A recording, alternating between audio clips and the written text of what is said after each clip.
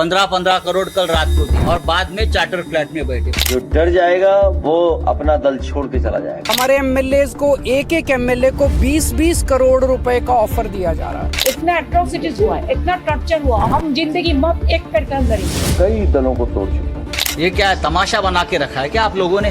अगर बीजेपी से मुकाबला करना है तो बहादुर लोगों की टीम होनी चाहिए। आम आदमी पार्टी को छोड़ दीजिए, आपको सीएम बना देंगे।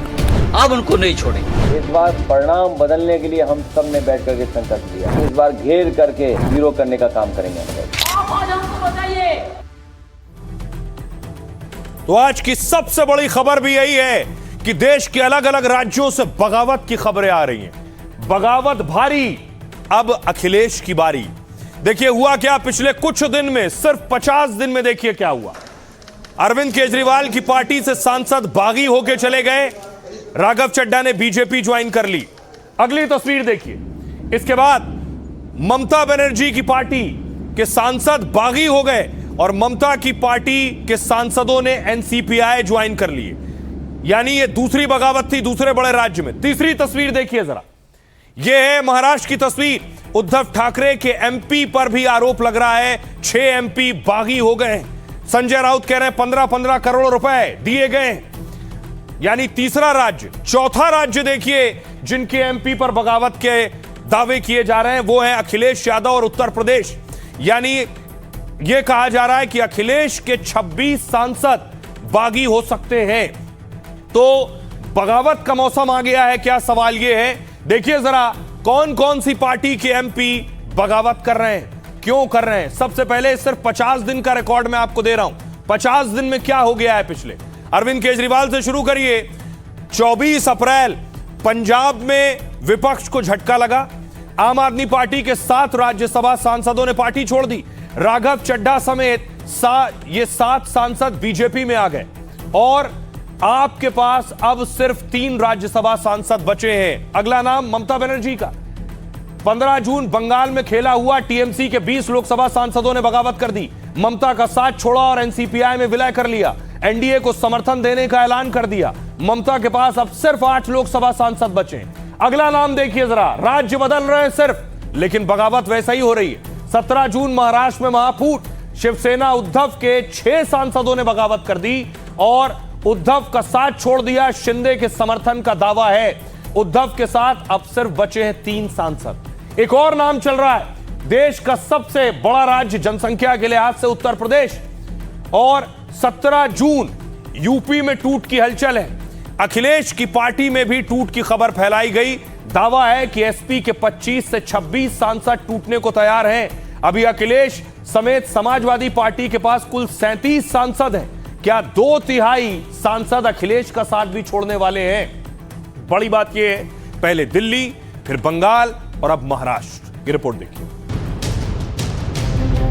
महाराष्ट्र में फिर बहुत बड़ा खेला हो गया। उद्धव गुट में बगावत हुई तो मुंबई से दिल्ली तक सियासी हड़कंप मच गया। आरोप तो ये तक लगे कि 15-15 करोड़ में सांसद बिक गए। खास चार्टर्ड प्लेन से बागी सांसद दिल्ली आए और उद्धव की हवा बदल दी। 15-15 करोड़ कल रात को दिया और बाद में चार्टर फ्लैट में बैठे। पहले पैसा हाथ में दे दो।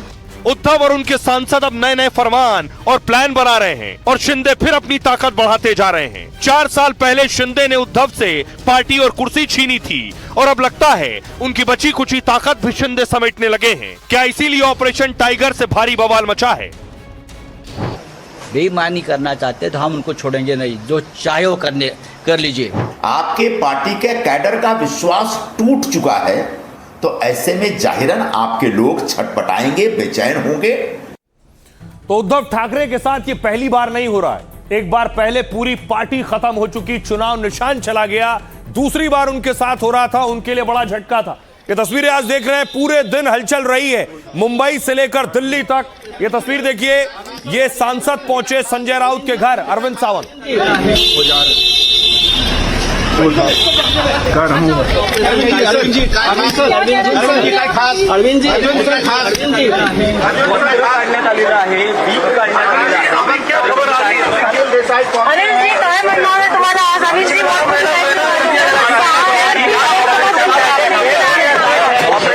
किसी भी सियासी दल के लिए पैरों तले जमीन खिसक जाने जैसी बात है कि आपके साथी छोड़कर चले गए जिन्हें आपने जिताया। उसके बाद देखिए विरोध प्रदर्शन शुरू हुआ। शिरडी की तस्वीरें आप देख रहे हैं। शिरडी में शिव सैनिक विरोध कर रहे थे।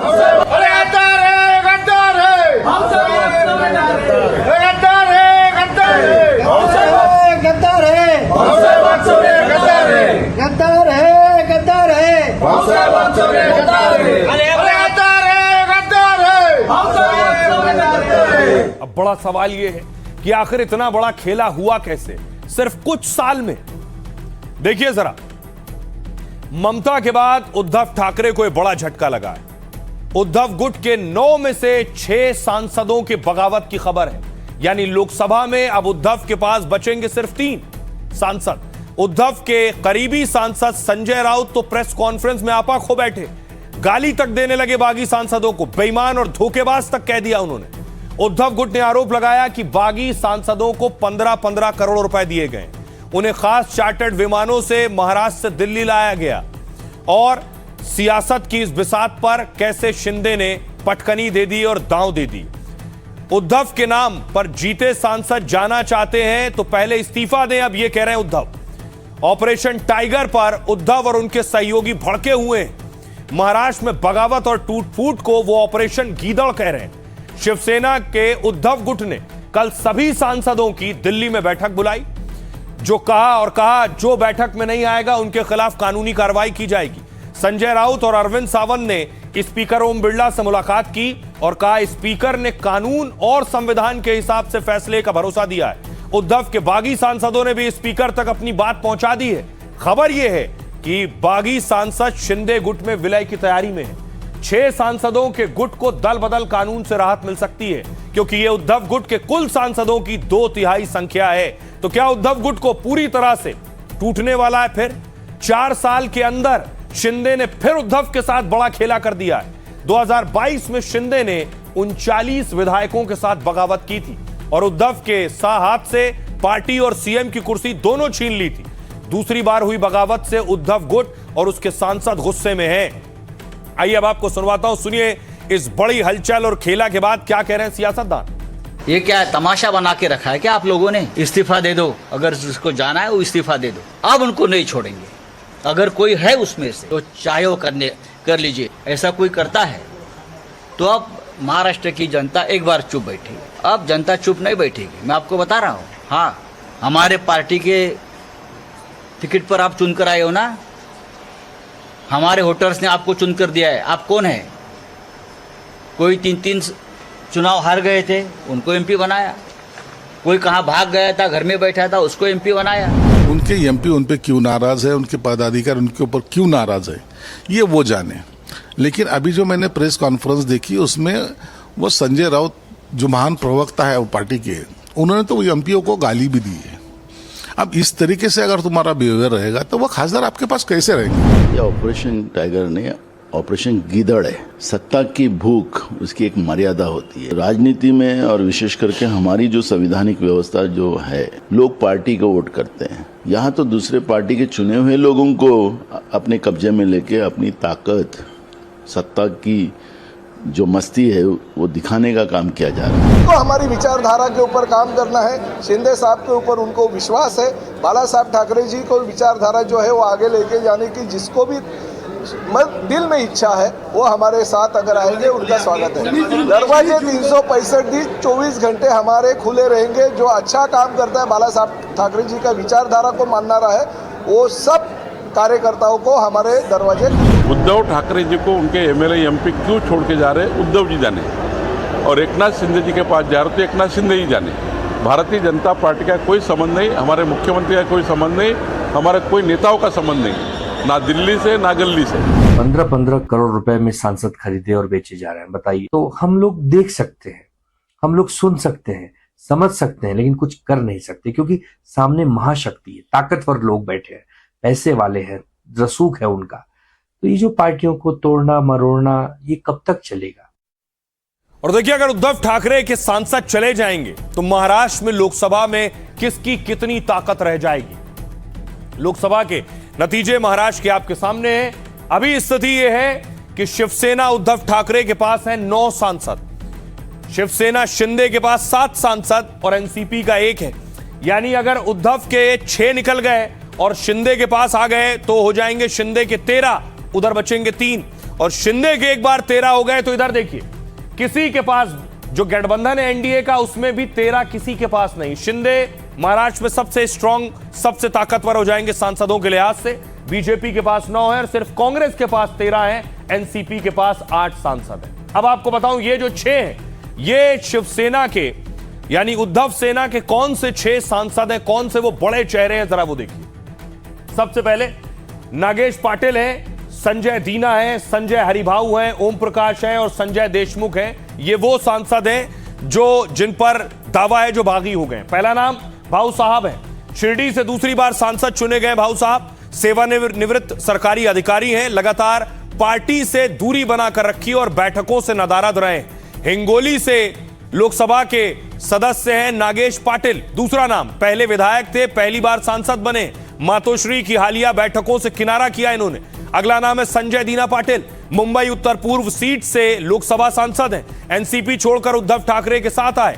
2019 में अविभाजित शिवसेना में शामिल हुए, पिता ट्रेड यूनियन नेता और पूर्व विधायक थे। एक और नाम संजय हरिभाऊ जाधव, परभणी सीट से लगातार तीसरी बार लोकसभा के सांसद बने, मराठावाड़ा क्षेत्र में शिवसेना का बड़ा चेहरा रहे और वो सालों से पार्टी के सांगठनिक ढांचे में सक्रिय रहे और उद्धव ठाकरे के बेहद विश्वास पात्र माने जाते हैं। सोचिए, विश्वास पात्र भी छोड़ जा रहे हैं। ओम प्रकाश राजे निंबालकर धाराशिव सीट से लोकसभा के सदस्य हैं, कांग्रेस नेता पवन राजे निंबालकर के पुत्र हैं, उद्धव के कट्टर समर्थक माने जाते थे, ग्रामीण महाराष्ट्र के युवाओं के बीच बहुत लोकप्रिय रहे। एक और नाम संजय देशमुख, यवतमाल वाशिम से लोकसभा के सदस्य हैं, विदर्भ क्षेत्र के एक बड़े राजनीतिक खिलाड़ी, जमीनी रणनीति बनाने में भूमिका अहम रही इनकी। 1999 से 2009 तक 2 बार निर्दलीय विधायक रहे हैं। अब सोचिए, इतने करीबी लोग, ताकतवर लोग जब साथ छोड़कर जाते हैं तो कहीं तो कुछ परेशानी होगी अंदर, क्योंकि पहली बार नहीं गए, एकनाथ शिंदे भी पूरी टीम लेकर गए थे। सुनिए सियासतदानों। लोकसभा स्पीकर ने कहा कि हम जरूर जो व्यवस्था रहेगी उसी के तहत कायदे कानून को ये रखेंगे, वो अमल करेंगे। आप लोगों की आशंका क्या है? हमारी आशंका कुछ नहीं है, हम अभी भी हमारे सांसदों के ऊपर पूरा विश्वास है और जो अटकलें माध्यमों के द्वारा आ रही हैं तो एक सावधानता बरतने के लिए हमने ये, लेकिन ऐसा कहा जा रहा है कि 6 जो सांसद यही कह रहे हैं, इसीलिए ये सावधानता की जो कदम लिया हुआ है। पार्टी के लोगों को नहीं मिलना, पार्टी के जो एमएलए लोग हैं उनको नहीं मिलना, एमपी लोग हैं इनको नहीं मिलना है। इसी की वजह से जो भूतकाल में उठाव हुआ था, माननीय एकनाथ शिंदे साहब ने किया था, उसका कारण ये यूबीटी छोड़ देता है, उसने पैसा लिया है, उसके ऊपर दबाव डाला है, उसकी ईडी की इंक्वायरी लगाई है, उसको ये किया है, उसको वो किया है। जो अभी बचे हुए कार्यकर्ता है उनको मॉरल सपोर्ट देने के लिए ये सब बातचीत चालू है। अभी शिवसेना है, एनसीपी है, टीएमसी और बाकी दल हैं, उनको लगातार खंडित करना, उनके सांसदों को इधर उधर करना, ये एक गलत मतलब परंपरा स्थापित हो रही है और जनता देख रही है। हो सकता है कुछ सांसद यहाँ के वहाँ चले जाएं, लेकिन पब्लिक तो देख रही है वोट किसको दिया, अब आप किसके पक्ष में खड़े हैं। तो विचारधारा अब बहुत पीछे रह गई है, अब तो आक्रमण की राजनीति है, दबाव की राजनीति। विपक्ष की आवाज को दबाना इस सरकार का मेन मोटो है कि विपक्ष बोल ना पाए। विपक्ष दर्पण होता है सत्ता पक्ष के लिए, सरकार देखना ही नहीं चाहती। मुझे अफसोस है, मेरे देश के नेता इतने दुर्बल, इतने कमजोर, इतने लालची हो गए हैं कि अपनी आइडियोलॉजी छोड़ करके लालच में, डर में पार्टी छोड़ रहे हैं। गांधी जी की अगर आत्मा नाम की कोई चीज़ होगी, डॉक्टर भीमराव अंबेडकर की अगर आत्मा नाम की कोई चीज़ होगी तो आज खून के आंसू रोती होगी कि मैंने जिस देश का संविधान बनाया, मैंने जिस देश के लिए अपनी जान दिया, उस देश में आज खरीद फरोख्त में और डरा करके लोगों को की पार्टियां चेंज की जा रही हैं। अबू आजमी खुद समाजवादी पार्टी से आते हैं, बोल रहे थे कि कैसे उद्धव के सांसद जा रहे हैं, उनकी अपनी पार्टी के सांसद जाने वाले हैं, ऐसा दावा किया जा रहा है। यानी सांसद क्या बीजेपी में जाने वाले हैं, ये दावा डिप्टी सीएम कर रहे हैं खुद कि अखिलेश के टीम में टूट होने वाली है। देखिए जरा सियासी टूट पर क्या कुछ कह रहे हैं। डिप्टी सीएम केशव प्रसाद मौर्य ने बड़ा बयान दिया है, कहा है सपा के 25 से 26 सांसद टूटने को तैयार है, लेकिन हम यानी बीजेपी उन्हें खुद तोड़ नहीं रही है। जैसे टीएमसी और शिवसेना में हुआ है वही हाल एसपी का होगा। समाजवादी पार्टी तो अब सैफई जाने वाली है। बीजेपी तो दबदबे के साथ लखनऊ में है और सत्ता में रहेगी। यूपी के मंत्री ओपी राजभर ने भी एसपी में टूट का दावा किया है। कहा एसपी में 100% अखिलेश की पार्टी टूट रही है। रामगोपाल यादव ने लिस्ट बनाई है, अमित शाह को चिट्ठी सौंपी है। खनन घोटाला और गोमती रिवर फ्रंट घोटाले में इनका नाम है। कानूनी शिकंजा कस रहा है तो सपा परेशान हो गई है, इसलिए पूरी सपा बीजेपी में शामिल होने को तैयार बैठी है। अब देखिए अखिलेश ने योगी सरकार पर पलटवार किया। इस पर अखिलेश ने कहा बीजेपी इसी तरीके से कई दलों को तोड़ चुकी है। अखिलेश कह रहे हैं यूपी में भी सपा के कई विधायक और एमएलसी उन्होंने तोड़े। हम तो साफ कहते हैं जो डरेगा वो पार्टी छोड़ देगा।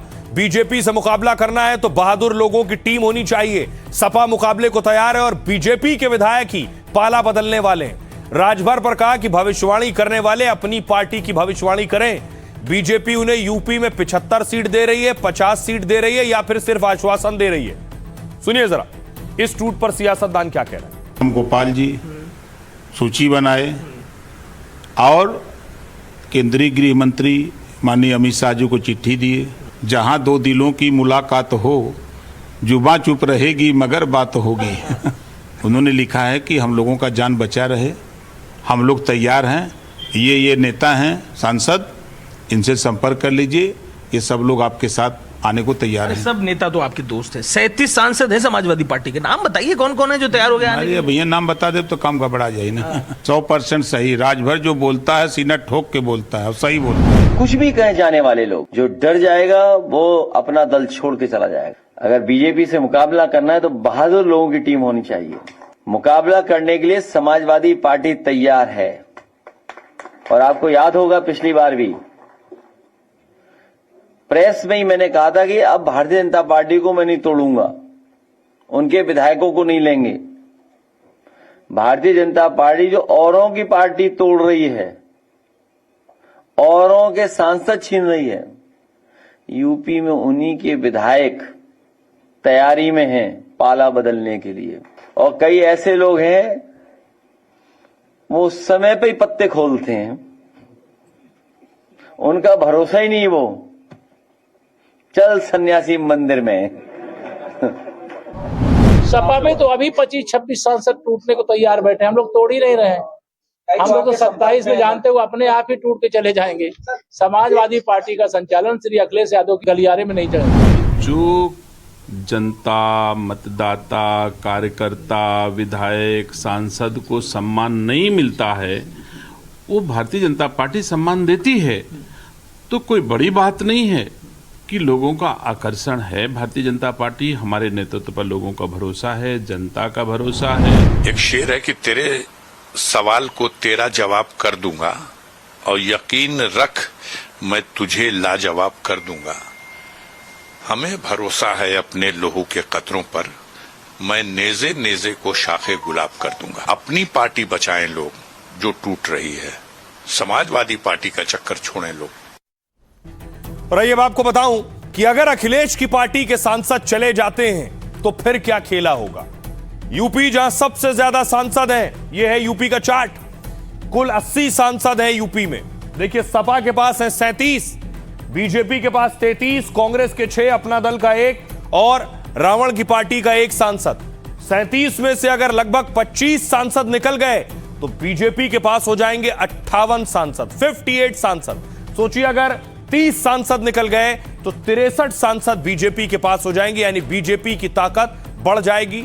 ठीक विधानसभा चुनाव से पहले ये होता है तो इसका असर जमीन पर भी दिखाई देगा। सुनिए सियासतदान। इस बार परिणाम बदलने के लिए हम सब ने बैठ करके संकल्प लिया है। जहां पर हमारी जो कमजोरी रहेगी उस कमजोरी को दूर करेंगे।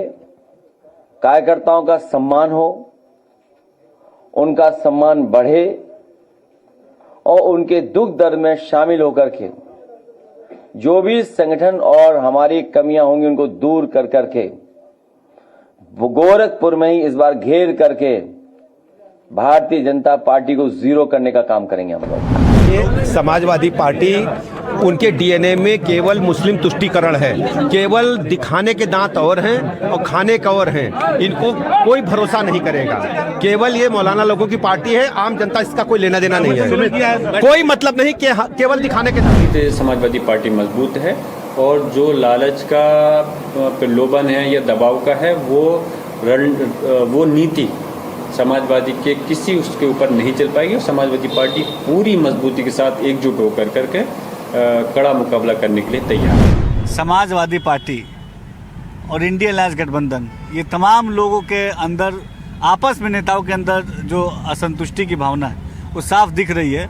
और इस पूरे एपिसोड में हम एक ही लाइन कह सकते हैं कि इब्तिदाई इश्क है, रोता है क्या, आगे आगे देखिए होता है। आगे आगे लगता है कि 37 में टूट जाएंगे सांसद।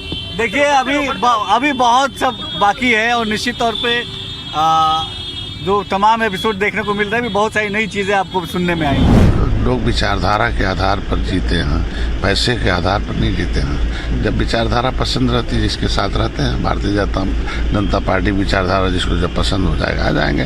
तो विचारधारा के आधार पर जीवन करता है और किसी को आरोप लगाना अलग है, साबित करना बड़ा कठिन। तो सीएम योगी ने 27 की तैयारी भी शुरू कर दी है और जहां जो कमी है उसको भी कसना और दुरुस्त करना शुरू कर दिया है। पुलिस के साथ बड़ी बैठक ली सीएम योगी ने। हाई लेवल मीटिंग थी, उच्च स्तरीय बैठक की। बड़े पुलिस अधिकारी यूपी के इस बैठक में मौजूद थे।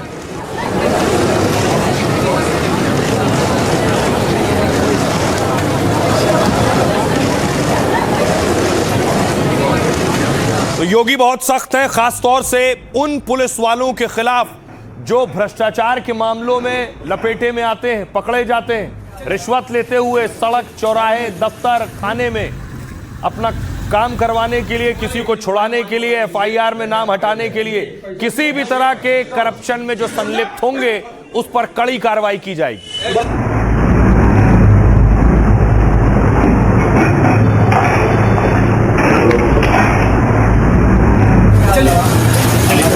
गाड़ी मोबाइल लीजिए, रंगे हाथ पकड़े भी पैसा दिए, ये पैसा बस आखो तो बताओ, बस करो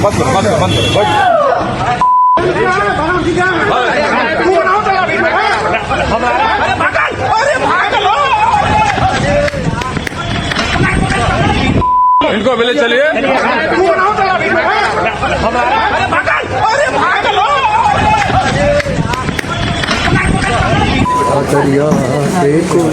तो ऐसा करने वाले कोई भी वर्दीधारी हो, प्रशासन शासन में बख्शा नहीं जाएगा। इसके अलावा एक और हिदायत दी योगी ने, ये जो रीलबाज पुलिस वाले हैं, वर्दी में रील बनाते हैं सड़क चौराहे पर, ये भी दुरुस्त हो जाए, योगी ने कहा है। ड्यूटी के दौरान बहुत सारे लोग रील बनाते रहते हैं, ये अनावश्यक हमें हंसी का पात्र बनाए,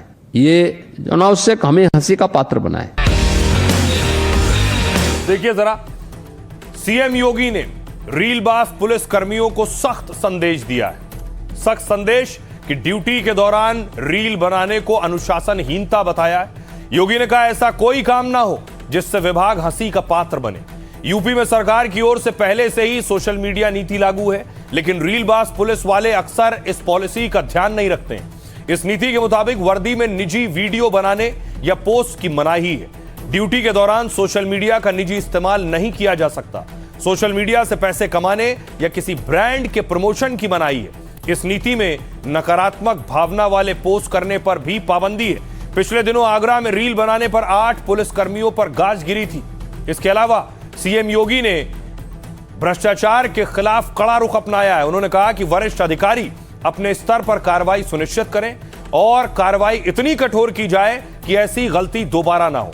यदि विभाग स्तर पर कार्रवाई नहीं हुई तो वो खुद कठोर कदम उठाएंगे और एक ही दिन में 100 से ज्यादा कर्मचारी अधिकारी को सस्पेंड कर देंगे। उन्होंने कहा भ्रष्ट अधिकारियों कर्मचारियों की पहचान की जा रही है और उनके खिलाफ तुरंत कड़ी कार्रवाई सुनिश्चित की जाएगी। उच्च स्तरीय बैठक में सीएम ने कहा कि जीरो टॉलरेंस नीति है और भ्रष्टाचार में लिप्त किसी को भी किसी भी हाल में बख्शा नहीं जाएगा। सुनिए जरा सीएम योगी आदित्यनाथ।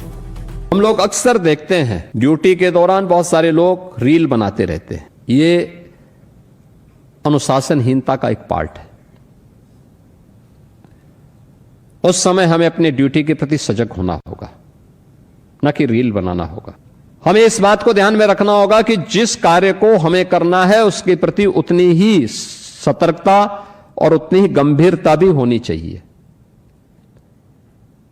तब वह गरिमापूर्ण तरीके से परिणाम दे पाएगा। कोई ऐसा काम नहीं करना चाहिए जो अनावश्यक हमें हंसी का पात्र बनाए। सिस्टम पे अनावश्यक उंगली उठाने का प्रयास होता है। अपने आप तो कुछ कर नहीं सकते, लेकिन सिस्टम पे उंगली उठाते हैं लोग। भाई, जो व्यक्ति जिसकी जहां ड्यूटी है वह कार्य करेगा तो परिणाम अपने आप आएगा। और योगी समझ रहे हैं कि हालात ऐसे हैं कि बहुत से लोग कोशिश करेंगे माहौल बिगड़े, बहुत से असामाजिक तत्व होंगे। त्योहार का मौसम है, मुहर्रम को लेकर सीएम योगी ने निर्देश दिए। मुहर्रम आज से शुरू हो रहा है।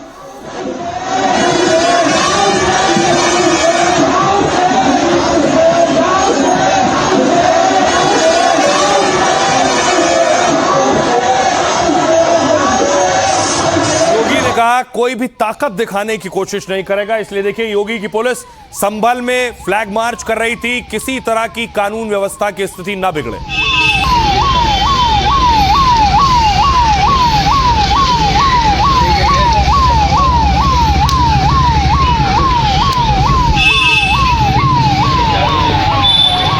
बैक टू बैक कर लो।